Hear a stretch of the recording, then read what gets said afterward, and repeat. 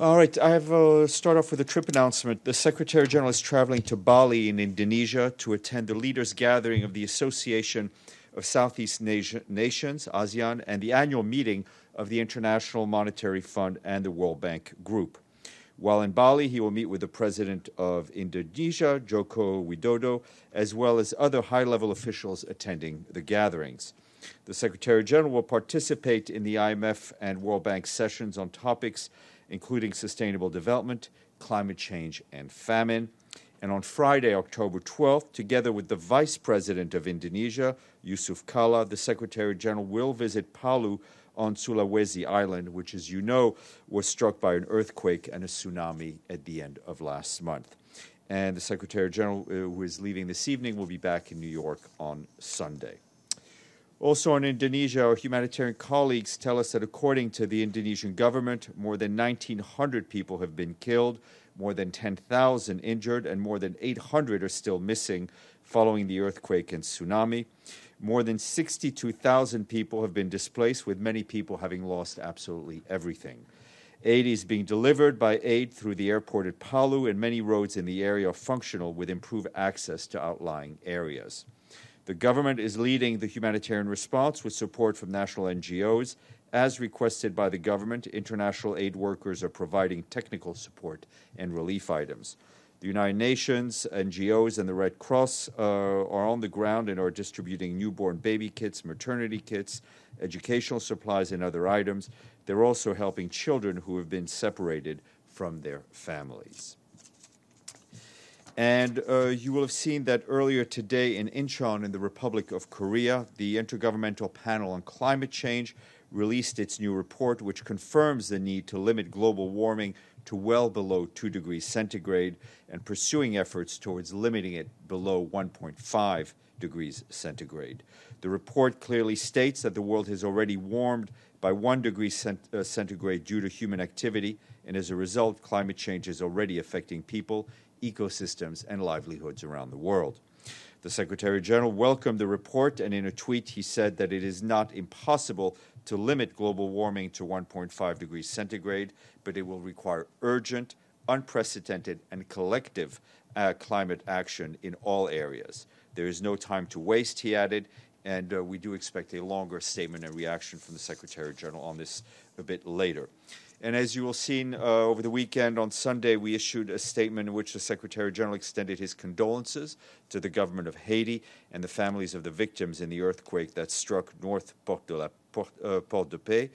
The UN Children's Fund, the World Health Organization, the International Organization for Migration, and the World Food Program are supporting national, regional, and local authorities in distributing aid that had been pre-positioned, including shelter, water, sanitation, stocks. The UN and its partners are also supporting the government in assessing the needs of the population impacted by the quake. And today, the Regional Oversight Mechanism of the Peace, Security, and Cooperation Framework for the Democratic Republic of the Congo and the region held its 9th high-level meeting in Kampala in Uganda. Speaking on behalf of the Secretary General, Said Djinnit, the Special Envoy for the Great Lakes, said the historic agreements signed by the presidents of the region in Addis Ababa in 2013 remain central to peace and stability. Mr. Djinnit said the summit presented an opportunity for a frank exchange on neutralizing remaining negative forces and advancing the AU's objective of silencing the guns by 2020. He encouraged the leaders to recommit to political inclusion and participation, to work together for urgent, durable solutions to address the suffering of those forcibly displaced from their homes, and to intensify the support and to end impunity and human rights violations. More information online. And wrapping up a joint 3-day mission to Nigeria and Chad, the Emergency Relief Coordinator, Mark Lowcock, and the UN Development Program Administrator, Achim Steiner, made a strong call for support to consolidate humanitarian and development action. In Nigeria, they visited projects in Borno State, where 7.7 million people are in need of humanitarian assistance. And in Chad, they visited a nutrition center in N'Djamena, where more than 16,000 malnourished children are admitted each year. The visit follows an international donor conference in Berlin earlier in September, where donors pledged $2.5 billion for humanitarian stabilization recovery projects in the Lake Chad region. which, as you know, comprises of parts of Cameroon, Chad, Niger, and Nigeria. More than 10 million people across the region require humanitarian assistance. And after I'm done here, you will hear from Monica on behalf of the President of the General Assembly. And tomorrow we will have a guest at noon, and that's Stéphane Schweinfest, the Director of Statistics for the Department of Economic and Social Affairs. He will brief on the forthcoming UN World Data Forum. We like data. That takes place in Dubai on 22nd to the 24th of October. Ms. Lederer. Thank you, Steph. One follow-up on the climate report. The Secretary General said in his speech to world leaders that he feared runaway climate change if nothing was done in the next 2 years. Does this report, in his view, support that finding? It doesn't go against it. I think the report is a very clear wake-up call to the international community as a whole. And a second question. Does the Secretary General have any comment on the disappearance of Saudi journalist Jamal Khashoggi in Istanbul after he visited their consulate? I mean, I think we're very concerned about a number of recent cases and reports of violence against journalists, including the murder of Victoria Marinova in Bulgaria, the reported disappearance of Jamal Khashoggi, both publicly and privately. The Secretary General has often raised this issue with member states, and I think it's also important to note there's been a very worrying increase of violence, sexual and otherwise, that's particularly targeting women journalists. The Secretary General's position is clear. A free press is essential for peace, justice, and human rights for all. He reiterates his call on all governments to strengthen press freedom, including ensuring that there is justice and accountability for crimes committed against journalists. Mr. Klein. Follow-up. Okay. Do you mind? Yeah. Mr. Klein yields. Okay, go ahead. No, go ahead. No, do we expect a strong statement once the disappearance of Mr. Khashoggi is confirmed that he's dead? Look, do we expect... this is a generic statement, what you have just read. I don't think it's... Well, I mean, you can interpret it the way you want. What we have seen recently, there was a case in Somalia last week where a journalist working for Voice for Peace was stabbed outside of his place of work. Yeah. We're following the issue of Mr. Khashoggi. There is an investigation going on. This is different. This is completely different. Please. Thank you. We're obviously following that case closely. We have to wait until there's an end to an investigation, and then we'll obviously say something once facts are established. I think the grisly murder and rape of Victoria Marinova is also being investigated. We look forward to the conclusions of that. Thank you. Mr. Klein. Yes, two questions. First of all, does the Secretary General have any comment on reports that the Brazilian government is going to be cutting back substantially in funding and participating in a number of international bodies affiliated with the UN? And secondly, in relation to Haiti, has there been, and maybe I missed this, and if I did, I apologize, but has there been any communication from the Haitian government to any UN agencies specifically requesting UN assistance, again, against the backdrop of what happened with the whole cholera they are, episode? As I mentioned, our colleagues on the ground are working very closely with the Haitian authorities. The Haitian authorities are obviously in the lead in the response.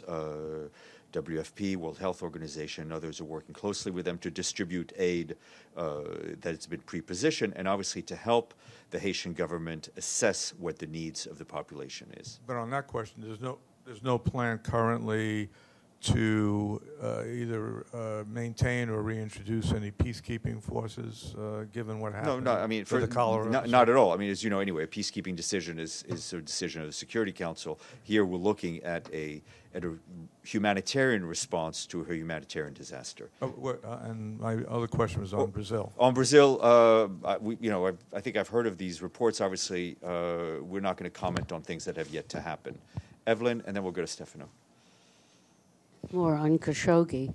Has the UN spoken privately to Saudi Arabia on this? I mean, you're waiting for an investigation. I'm not aware of any particular conversations. Okay, and on Cameroon, can you update us what seems to be the problem with the voting machines and what's the UN involvement?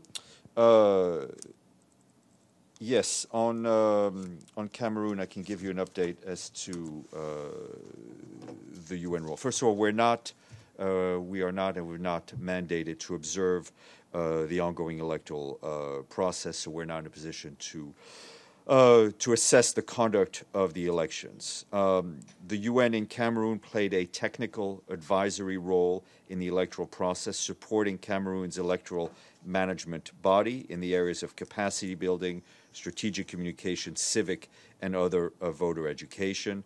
The UN has advocated for and promoted the participation of women and youth in the election, internally displaced people, and people with disabilities. It's worked with the National Communication Council, the media, and political parties to prevent hate speech and promote the peaceful coverage of the elections. But I will add that we are very much concerned about the reports of displacement, threats, and violence that may have impacted the participation in some parts of the Northwest and Southwest regions. We once again condemn all forms of incitement or acts of violence and intimidation by any group, and reiterate the Secretary General's call for an inclusive dialogue process to address grievances and to prevent further escalation of violence. And we also encourage the government of Cameroon to grant unfettered access to human rights and humanitarian actors to all the areas that have been affected by violence. Yeah. Sorry, now. It's about the ICJ's decision with regard to U.S. sanctions against Iran. As you always been supportive of ICJ's decisions, has he spoke to the Americans about this decision and about the implementation of ICJ's? I'm not aware of any conversation. The international court. Thank you. The International Court of Justice is one of the principal organs of this organization. The Secretary General believes firmly in defense of the work of the International Court. It is not for him to support particular decisions, right? This is a dispute between two member states. We are supportive of the process that the International Court of Justice represents. As the Secretary General is there to defend the Charter, the ICJ is a principal part of that Charter. Stefano. Yes, one is a follow-up and one is a question. Follow-up on disappearance of the Saudi journalist Khashoggi. Well, like my colleague said, this is a very different case because he was inside a diplomatic mission, from what I understand, in Turkey, the Saudi consulate. So is this make it like a kind of a different situation? And what happened to the idea of appointing a special envoy for the protection of journalists? Is this still on your second part? The appointments of the creation of a special envoy post would require, obviously, have to go through General Assembly and so forth. That's a legislative that's a legislative process. The Secretary General is paying very close attention to the issue of protection of journalists. He has a senior official in his office who is following this directly, and we are in, I would say, regular and almost constant contact with the main organizations that are focused on the protection and the safety of journalists. And the Secretary General has been an advocate for journalists, both publicly. I mean, he's mentioned a number of cases, most notably the Reuters journalists, the Security Council meetings, and has also done so privately because sometimes these issues are best dealt privately. We are following the case, all the cases that we've seen right now in the press, we have no way of knowing anything more that's been reported. And obviously, as the facts become clearer, we may have other things to say. I question. Dave, have a question. That wasn't a question? No. Oh, okay. That was the follow-up. Okay, question. sorry. The question is on today is the Columbus Day in this country. And in New York, there is a big march. And usually, this event brings a lot of controversy in this city in the United States because it's a moment where Italian Americans are proud of the day, but there is a lot of people that feel, especially people that are, that want to remember the history of what happened to Native Americans, to indigenous people, and so on. We noticed that President Trump. La domanda, per favore. Well, if I don't do the background... Yeah, but I know the background. Understand. I think we know the background. You know the background? So President Trump's message this year didn't mention at all the suffering of indigenous people, while President Obama and other presidents before they did. So what message the Secretary General for today, for Columbus Day, will give? We're not in the business of commenting on statements that the president has made. What I will say is that there is a debate going on in this country. For the Secretary General, I think his position on the rights of indigenous people has been clearly stated and remains unchanged. Thank you, Stéphane. Stéphane, just a very simple question I want to ask. No such thing. Do you have an update on the Palestinian children in Israel? No, sir, nothing than what we've last reported, but you could check with our human rights colleagues. Thank you. Sorry, we're still on the first round. Yes. Thank you, Stéphane. You did offer comments on India's move to deport Rohingya refugees. But now that it is actually taken place, do you have any statement? I think our comment remains the same, is that the Secretary General backs what has been said by UNHCR. The High Commissioner for Refugees is the voice of the UN when it comes to refugee issues and protection issues, and I think he has spoken out, and we back his statement. Yes, sir. Yeah, I'm going to stay with the journalist, and a Palestinian journalist called Amir Abu Arafa was called by the Palestinian Preventive Security to the city of Hebron to be questioned on Saturday, and he didn't come out also. And there are a lot of now statements calling for his release. Are you aware of that? Is Mr. Mladinov aware of his... I personally had not seen the news reports about this case, but I will follow up and ask. Yeah. The second question, there is an activity now in ECOSOC about Islam and tolerance. Bringing prominent leaders from many parts of the world, including a video conference by Prince Hassan bin Talal of Jordan. Mm-hmm. It has not been announced before or now. What are criteria for these important activities to be announced by the spokesman? Thank you. We focus on the activities of the Secretary General. I'm the spokesman for the Secretary General, not for ECOSOC, not for the Security Council.